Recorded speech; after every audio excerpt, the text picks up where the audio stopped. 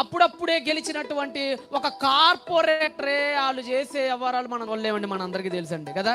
ఓ చిన్న చిన్న కార్పొరేటర్లు, చిన్న చిన్న వార్డు మెంబర్లే వాళ్ళు మన కళ్ళ ముందు చూపించే గంభీరత్వాలు టీవీ మనం చూడలేం. మన హీరోలందరూ, మన అయ్యగారు హీరో గారు వెళ్ళిపోతుంటే అటువైపున ఇటువైపున కొంతమంది ఉంటారు, ఎవరోళ్ళు బాడీ గార్డ్లు, దగ్గర కూడా రానియరు.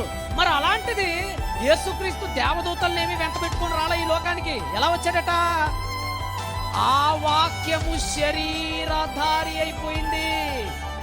ఆ వాక్యము మనలాగా మాంసాన్ని ధరించింది, మనలాగా చెమట కారే ఈ రక్తానికి, మనలాగా ఎక్కడికక్కడ దుర్మలినాలున్న ఈ శరీరంలోనికి వచ్చేసిందట.